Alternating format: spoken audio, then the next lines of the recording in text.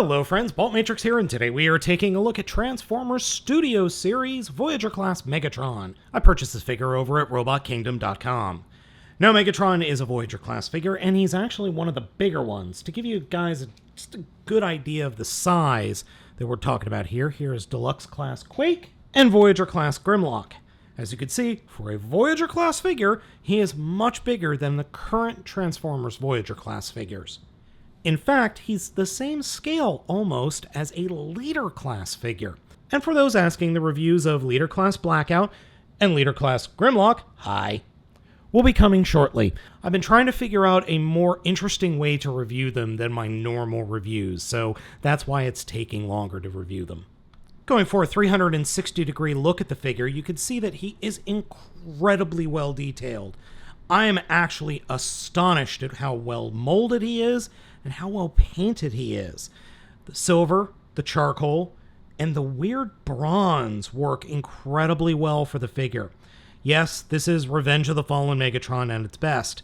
The only negative thing I could come up with is, well, he's kinda hollow, like most of the movie villains. Or specifically, Transformer movie villains.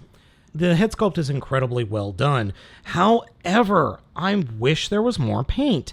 There really feels like there's a major lack of paint going on other than the eyes and the teeth. Everything else is the same color, so you lose a lot of the detailing. I'm probably going to maybe do some dry brushing on this guy just to give him a little more pop in that weird Megatron movie face of his. I am very happy to report that every single one of his joints is tight. He doesn't suffer from any looseness. Everything feels incredibly well put together on this figure. Except two spots. And that's these two things. These two flaps pop off all the time. They are not held on very tightly, and just lifting my finger up pops them off. They pop right back on, but they don't stay on very well, and I think that's because of the pegs used. The pegs on these pieces, I think, are much too short. Therefore, they pop off very easily. But again, they pop right back on, so it's not the biggest deal in the world. It's just ridiculously annoying. Ball joint in the head. Figure can look down that much thanks to the extra hinge. Figure can look up that much. Shoulder swivels. Right shoulder moves in and out a good distance. Left shoulder, not so much. Just because of, well, reasons. There's a lot of junk here that it gets caught on. So initially, it doesn't move, but if you force it a little bit, it'll go all the way up like that. Right arm has a swivel above the elbow and a fully over 90-degree bend at the elbow. Blade on the cannon arm does flip in and out.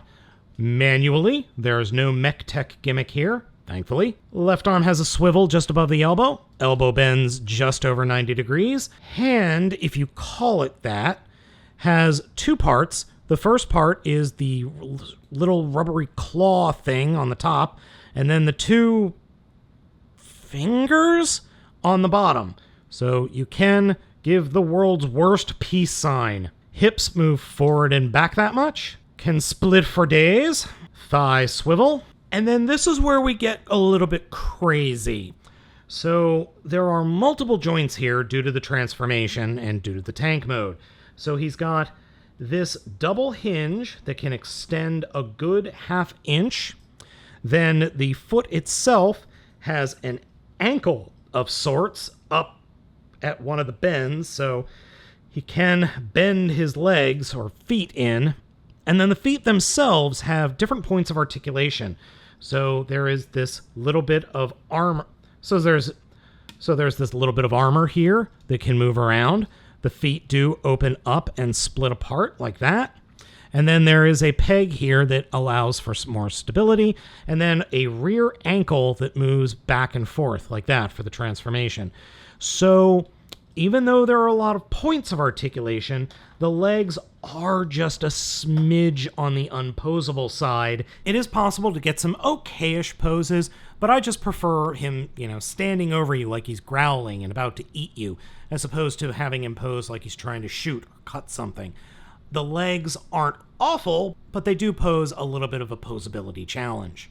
If you've seen my Brawl review already, you will notice some similarities between that transformation and Megatron's. Now, Megatron's transformation is a little bit on the difficult side simply because the directions are terrible. Now, as you can see, they don't look so bad here under my lights. These are photo lights. I am currently running my lights at 5500K, or 5500 lumens, for photography and video. They're almost legible. In anything less bright than that, the purple just completely is absorbed into the gray and the dark black charcoal of the directions. It's very hard to make out what you're doing in any other lighting except, photography lighting, which doesn't make any sense. To start off with, we're going to grab his head, pull it forward, and lift his head as far up as it will go. Next, grab the shoulders and pull them forward while keeping the arms pointing straight down. Turn the figure around and come to the backpack, fold out the backpack as far as it'll go, and flip out the main cannon for the tank mode. And then grab the entire rear section of the back and kind of extend it away from the body, like that. Next, grab the hips and pull them away from the body, extending them out and down thusly. For my next trick, we will take the shoulders and fold them in underneath the turret section of the tank. And before you ask, no, unfortunately not. The turret does not swivel back and forth, but it's okay because you'll see why when we end up with the tank mode. Now, one thing I forgot to do is when you fold the shoulder in, there's this little peg on the outside of the arm that you want to make sure lines up with this. There's a peg hole on the outside of the elbow that you want to make sure lines up with this peg underneath the turret.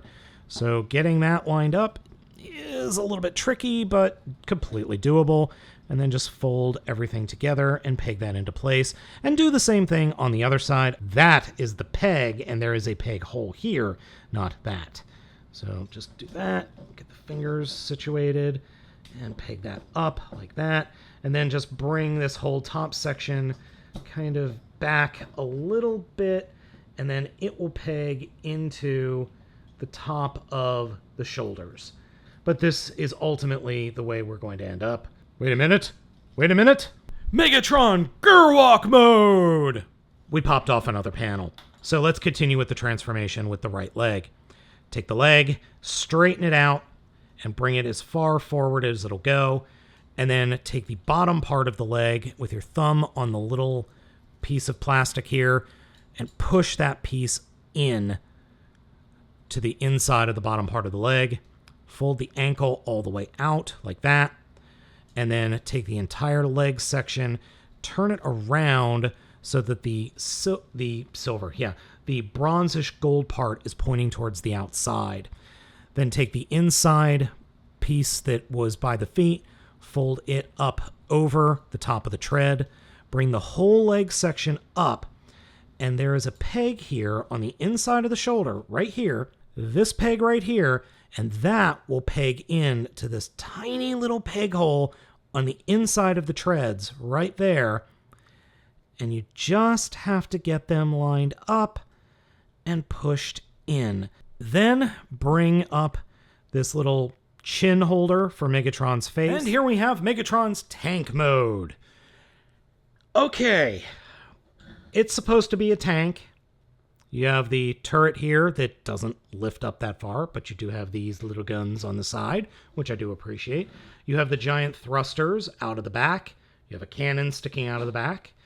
And yeah, it's a Megatron movie tank mode, for what that's worth. I still don't think I have this transformed correctly. I've followed the directions. I've looked at other YouTubers and other reviewers to see how they're doing it, and pretty much this is it. It's not terrible, but it doesn't hold together all that well in the front. I would have liked the cannon barrel to be a bit bigger. It's just weird. This is just a weird design. It's just odd and kind of ugly. I am not a fan of this mode, and I swear I'm missing something, or I'm transforming something wrong, because it doesn't hold together well at all. The robot mode is where this figure shines, flat out. I actually want the tank mode to be really awesome. I just don't think it's put together all that well. It's just odd. This is far and away the best movie Megatron figure next to the Voyager class Last Night Megatron. Otherwise, it's frustrating to transform, as you could probably tell already just watching me do it. Once you do the transformation once or twice, and once you figure out the directions, it goes together okay. I would have liked to have seen a bit more plastic here and there, a couple of different things done here and there, but otherwise I think the figure's fine. Again, the robot mode is great. Just getting it to and from vehicle mode is a bit of a pain. At the end of the day, I think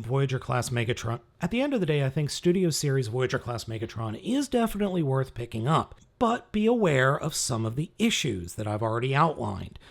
And as I keep mentioning, and as I keep saying, I think the robot mode is where this figure is at its best. I just can't beat the robot mode. It's the best ROTF Megatron we have ever gotten. So folks, let me know what you think of the figure down in the comments. Hit that like button and the subscription button, please. And be sure to hit the bell next to the subscription button so you know when I put up a new video review. Thank you so much for watching. As always, I am Baltmatrix, and I will catch you next time.